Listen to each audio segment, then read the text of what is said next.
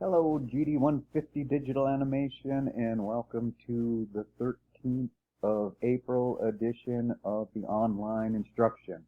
So the discussion post for the electronic storyboards for files is now available in Canvas.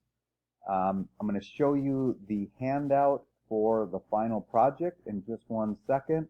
And I just sent out an email, but just a reminder, if you're watching this before class starts on Monday, as you should be, and you realize that you did not post to someone's storyboard last week, quickly get that done before class starts. Well, not quickly. Take your time, do it properly.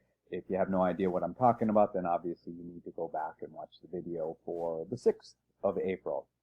And then each week will most likely, let's put it this way, unless I say otherwise from now on, we'll do a Zoom at either 2 or 2:30, most likely 2:30. So let's just assume every week there'll be a Zoom meeting at 2:30, mostly just to look at each other's work, give you an opportunity to ask questions, things like that.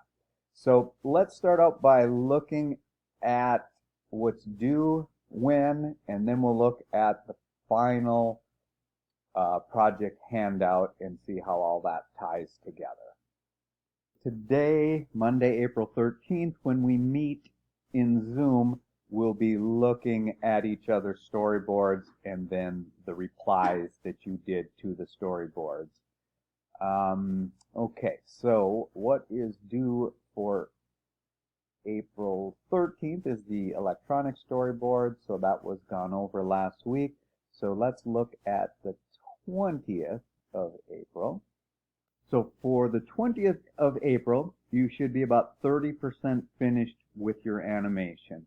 So the idea is that this week, the 13th, you turn in your electronic storyboard and you take a stab at what you consider to be the hardest part of that entire animation.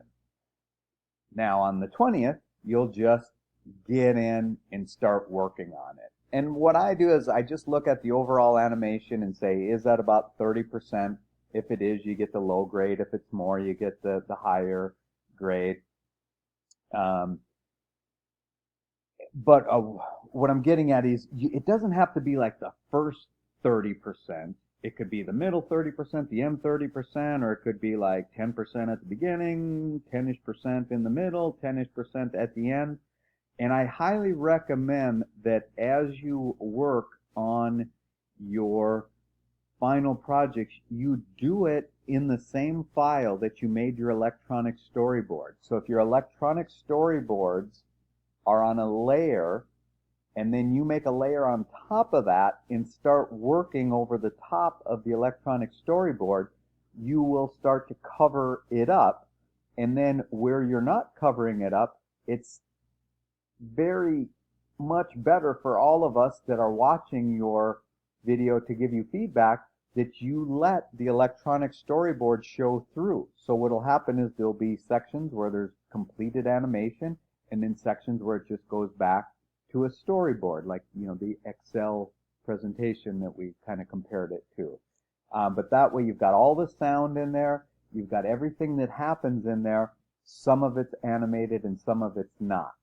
So this is the part of class that most students really like because you're no longer, copying stuff that I did. Now you're working on your own, making your final animation with everything that you've learned in class. And I highly recommend that whenever you get to a part that you consider to be very tough and it's a little bit like daunting to you, just open up a brand new FLA file, work on it till you get some things worked out, and then go back to your working file. To turn this in for April 20th, you will just simply post your FLA and your SWF file in the discussion posts, and there should be one here already. Yeah, for the week of 20 April, FLA and SWFs. All right, so since you're actually starting on the final project, let's take a look at the grade sheet. So we go to Files, scroll down here until we find the final project grade sheet. Go over to the three dots and download it. And then we'll open that up.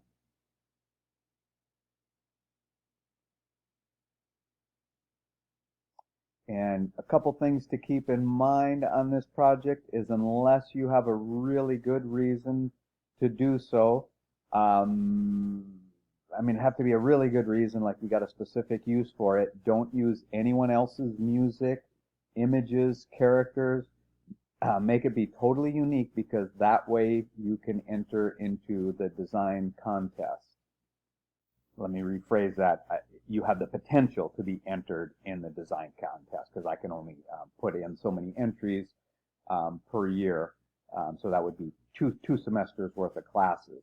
The other thing to keep in mind is for the contest, it needs to be at least 60 seconds long and a maximum of 3 minutes long. I like the idea of shooting for around 65 seconds if you definitely know you've got what it takes to get it done and get in the contest. Otherwise, shoot for 25 to 30 seconds, and then you may surprise yourself at how well it's going. And to make an animation a little bit longer, you know, and a little bit, even though it's doubled from 30 seconds to 60 seconds, it really is only 30 seconds more of some stuff. And that is pretty easy to do, and just giving things a little bit more of a build-up and significance, and maybe just adding a little twist to the story. But notice in the final project, you do have to, the movie must launch stop, and it must stop at the end, and then there must be an interactive play button and replay button. Now, all of this was covered in the videos for the midterm project. And all interactive means on the button is that when you put the mouse over it, it changes a little bit to let the user know that it is an that there is activity with that button. And the main things I'm looking for when I grade your final project is you're showing me some proficiency with shape and classic tweening, so the electronic properties that are available to you in the program Animate. Now, every now and then I get a question from a student: can I do the animation with no shape tweening? And the answer would be, if you're willing to do all the work to do a lot of frame by frame. And a lot of students love doing that. It's very time consuming, but it is probably the most accurate way to really get control over the animation. So the answer would be yes. If it contains no shape tweening whatsoever, I might ask you to just make a little side animation that shows me that you can do a shape tween. Usually it's pretty easy just to include at least one in the animation, but if you really just don't like it because you lost a little bit of control over it, then just make sure you talk to me. The stage size should be 800 pixels in one direction by 800 pixels or less in the other direction. This is the same for the electronic storyboard, so if you want more details on that, go back and watch the video where I talked about the storyboard, electronic storyboard.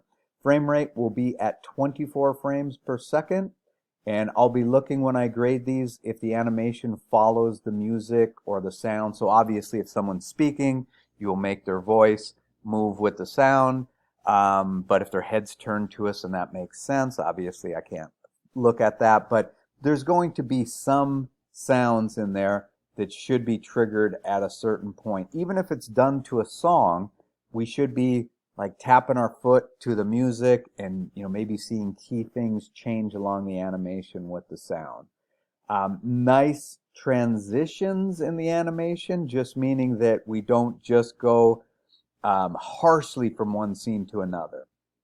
Now there's a little bit of sometimes an understanding in there. Even when we watch a movie, sometimes we see the person from the front and then immediately from the side. That's okay. But what we don't want is from it to go like maybe from one character in Florida to another character in California, and you totally lost everybody. If it's a major change like that, you should probably give us some transition. And the best way to do that is let somebody watch your animation besides us before you show it to us and see if they get what's going on. Look for opportunities for scale change within your animation. Avoid it becoming too monotonous or obvious. If something is, like, say you have 3 items that are changing. This item changes nice and slow. We get what's going on.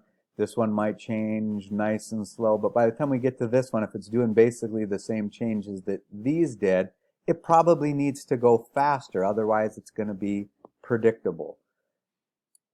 Playing with the viewer's perception is awfully, not awfully, but often a very great way to make an interesting video. And we talked about some of that back earlier in class, like what if you zoomed in so close to something that we didn't know what it was at the beginning, and then as you zoomed away, you revealed it? What if you zoomed into an orange that was sitting at the breakfast table and slowly zoomed away, but now that orange is the stucco of somebody's house? Or, you know, just interesting little things to look for like that. And then a big thing in these final animations is that you keep the effort going constantly. And that's why by the 20th, I want you to be 30% finished. That's a big jump into it. But if you don't, people wait too much towards the end, and you get an animation that has a certain feel as you go through it. You're about 2/3 of the way through, and then all of a sudden it just is obvious that the person ran out of time and just had to finish it. Like the graphics are different, the pace is different, everything about it just all of a sudden it becomes awful looking. So I don't think any of you will do that. And I look forward to looking at your stuff, both this class on the 13th for our talk about the storyboards, and then on the 20th, where we'll take a quick look at the electronic storyboards, and then you being 30% of the way finished with the final animation.